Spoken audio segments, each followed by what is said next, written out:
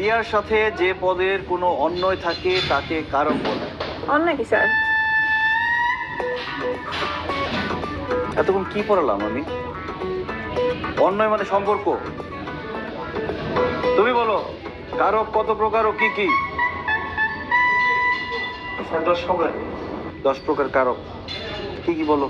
যেমন কারক 6 প্রকার। খেয়াল করবা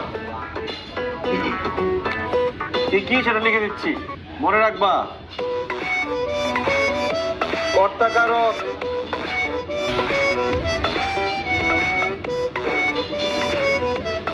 কর্মকারক, এই নড়াচড়া করো না, করণ কারক, অধিক। এই কোথায় যাও তুমি? বাকিরা কই? স্যার কেউ তো নাই ক্লাসে।